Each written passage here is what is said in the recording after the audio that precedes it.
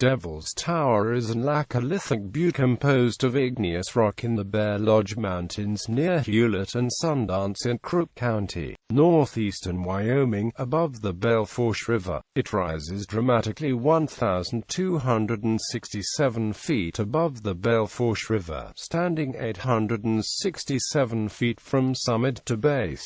The summit is 5,112 feet above sea level. Devil's Tower was the first declared United States national monument, established on September 24, 1906, by President Theodore Roosevelt. The monument's boundary encloses an area of 1,347 acres. In recent years, about 1% of the monument's 400,000 annual visitors climbed Devil's Tower, mostly using traditional climbing techniques. Name: tribes including the Arapaho, Crow, Cheyenne, Kiowa, Lakota, and Shoshone had cultural and geographic ties to the monolith before non-Native Americans reached Wyoming.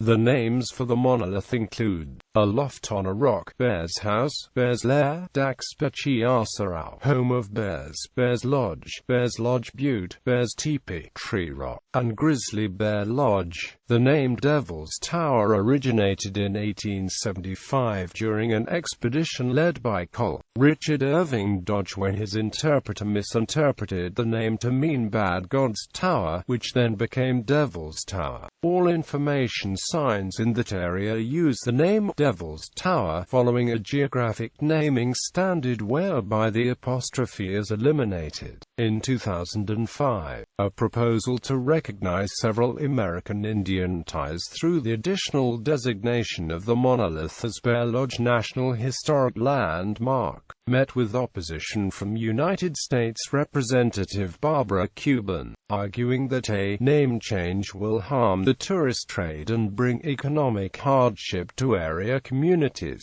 In November 2014, Arvel Looking Horse, an American Indian spiritual leader, again proposed renaming the geographical feature Belle Fourche, and submitted the request to the Board of Geographic Names. A second proposal was submitted to request that the U.S. acknowledge the offensive mistake and to rename the monument and sacred site Belle Fourche National Historic Landmark. The formal public comment period will end in fall 2015. Local State Senator Ogden Driscoll opposed the change. Geological history: the landscape surrounding Devil's Tower is composed mostly of sedimentary rocks. The oldest rocks visible in Devil's Tower National Monument were laid down in a shallow sea during the Triassic period, 225 to 195 million years ago. This dark red sandstone and maroon siltstone, interbedded with shale, can be seen along the Belle Fourche River. Oxidation of iron minerals causes the redness of the rocks. This rock layer is known as the Spearfish Formation. Above the Spearfish Formation is a thin band of white gypsum, called the Gypsum Springs Formation. This layer of gypsum was deposited during the Jurassic period, 195 to 136 million years ago. Created as sea levels and climates repeatedly changed, gray-green shales were interbedded with fine-grained sandstones, limestones, and sometimes thin beds of red mudstone.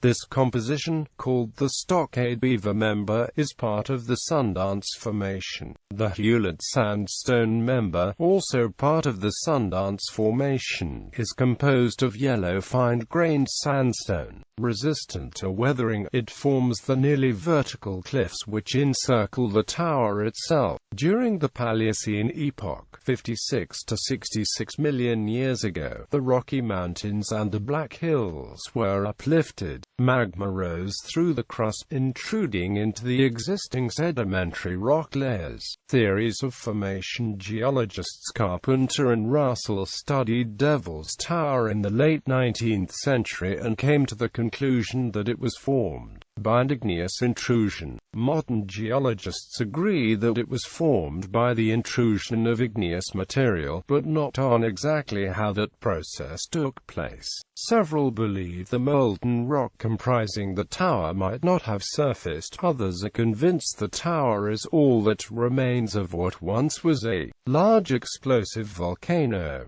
In 1907, scientists Darton and O'Hara decided that Devil's Tower must be an eroded remnant of a laccolith. A laccolith is a large mass of igneous rock which is intruded through sedimentary rock beds without reaching the surface, but makes a rounded bulge in the sedimentary layers above. This theory was quite popular in the early 20th century since numerous studies had earlier been done on laccoliths in the southwest. Other theories have suggested that Devil's Tower is a volcanic plug or that it is the neck of an extinct volcano. Presumably, if Devil's Tower was a volcanic plug, any volcanics created by it, volcanic ash, lava flows, volcanic debris, would have been eroded away long ago. Some pyroclastic material of the same age as Devil's Tower has been identified elsewhere in Wyoming. The igneous material that forms the tower is a phonolite porphyry intruded about 40.5 million years ago. A light to dark gray or greenish-gray igneous rock with conspicuous crystals of white feldspar. As the magma cooled, hexagonal columns formed. As the rock continued to cool, the vertical columns shrank in cross-section and cracks began to occur at 120-degree angles, generally forming compact six-sided columns. The nearby Missouri Buttes, 3.5 miles to the northwest of Devil's Tower, are also composed of columnar phonolite of the same age, superficially similar, but with typically 2 feet diameter columns. Devil's Postpile National Monument and Giant's Causeway are columnar basalt. Devil's Tower did not visibly protrude out of the landscape until the overlying sedimentary rocks eroded away. As the elements wore down the softer sandstones and shales, the more resistant igneous rock making up the tower survived the erosional forces. As a result, the gray columns of Devil's Tower began to appear as an isolated mass above the landscape. As rain and snow continue to erode the sedimentary rocks surrounding the tower's base, more of Devil's Tower will be exposed. Nonetheless, the exposed portions of the tower still experience certain amounts of erosion. Cracks along the columns are subject to water and ice erosion. Erosion due to the expansion of ice along cracks and fractures within rock formations is common in colder climates, a prime example being the featured formations at Bryce Canyon National Park. Portions, or even entire columns, of rock at Devil's Tower are continually breaking off and falling. Piles of broken columns, boulders, small rocks, and stones, or scree, lie at the base of the tower, indicating that it was once wider than it is today. Native American folklore. According to the Native American tribes of the Kiowa and Lakota, a group of girls went out to play and were spotted by several giant bears, who began to chase them. In an effort to escape the bears, the girls climbed atop a rock, fell to their knees, and prayed to the Great Spirit to save them. Hearing the prayers, the Great Spirit made the rock rise from the ground towards the heavens so that the bears could not reach the girls. The bears, in an effort to climb the rock, left deep claw marks in the sides which had become too steep to climb. When the girls reached the sky, they were turned into the stars of the Pleiades. Another version tells that 2 Sioux boys wandered far from the village when Matto the bear, a huge creature that had claws the size of teepee poles, spotted them and wanted to eat them for breakfast. He was almost upon them when the boys prayed to Wakantanka the Creator to help them. They rose up on a huge rock, while Matto tried to get up from every side, leaving huge scratch marks as he did. Finally, he sauntered off, disappointed and discouraged. The bear came to rest east of the Black Hills at what is now Bear Butte. Wanblee, the eagle, helped the boys off the rock and back to the village.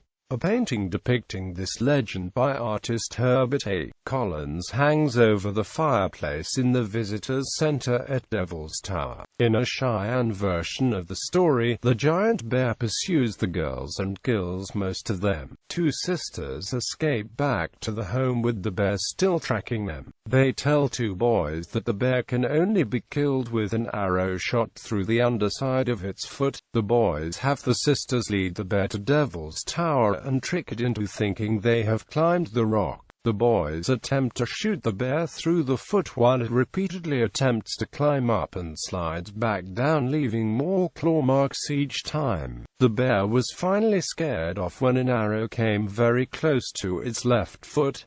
This last arrow continued to go up and never came down. Wooden Leg, a northern Cheyenne, relates another legend told to him by an old man as they were traveling together past the Devil's Tower around 1866 to 1868.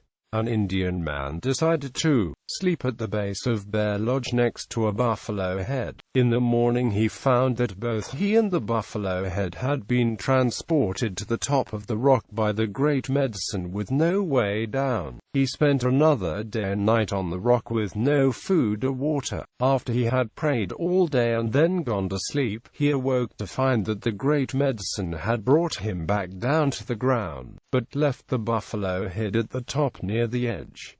Wooden Leg maintains that the buffalo head was clearly visible through the old man's spyglass. At the time, the tower had never been climbed and a buffalo head at the top was otherwise inexplicable. The buffalo head gives this story special significance for the northern Cheyenne. All the Cheyenne maintained in their camps a sacred teepee to the Great Medicine containing the tribal sacred objects. In the case of the northern Cheyenne, the sacred object was a buffalo head.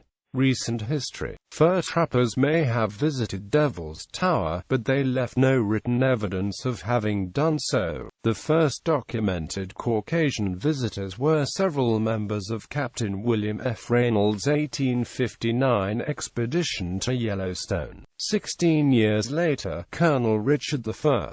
Dodge escorted an Office of Indian Affairs scientific survey party to the massive rock formation and coined the name Devil's Tower. Recognizing its unique characteristics, Congress designated the area a U.S. Forest Reserve in 1892, and in 1906, Devil's Tower became the nation's first national monument. The 1977 movie Close Encounters of the Third Kind used the formation as a plot element and as the location of its climactic scenes. Its release was the cause of a large increase in visitors and climbers to the monument. Climbing. In recent years, climbing Devil's Tower National Monument has increased in popularity. The first known ascent of Devil's Tower by any method occurred on July 4, 1893, and is accredited to William Rogers and Willard Ripley, local ranchers in the area.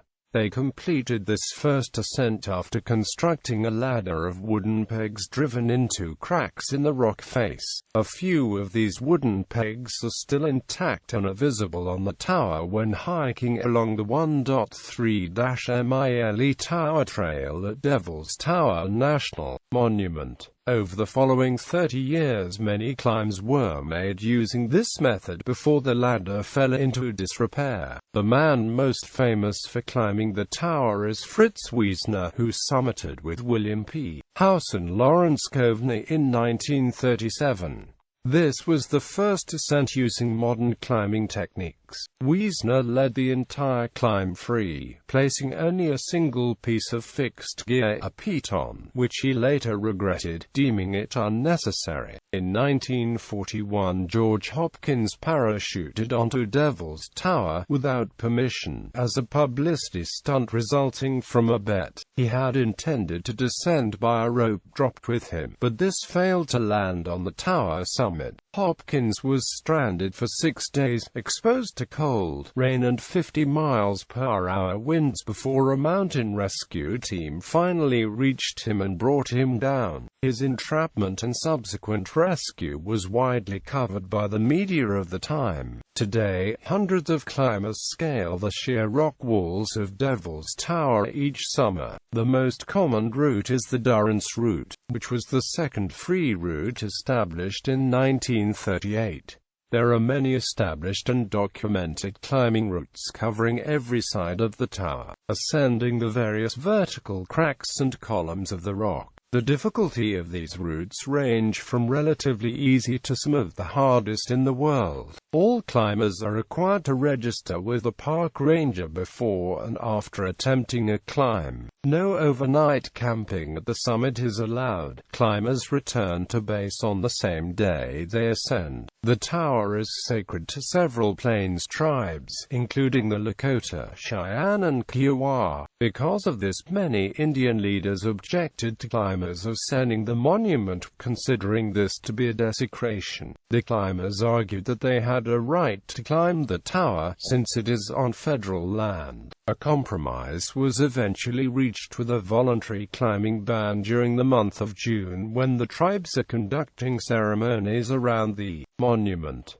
Climbers are asked, but not required, to stay off the tower in June. According to the PBS documentary In the Light of Reverence, approximately 85% of climbers honor the ban and voluntarily choose not to climb the tower during the month of June. However, several climbers along with the Mountain States Legal Foundation sued the Park Service, claiming an inappropriate government entanglement with religion. Bibliography. Marquis, Thomas B. Wooden Leg, a warrior who fought Custer.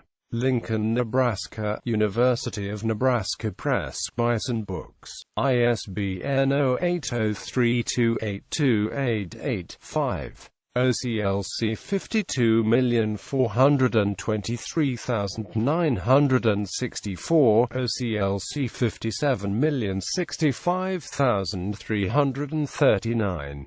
Wooden Leg, a warrior who fought Custer at Google Books.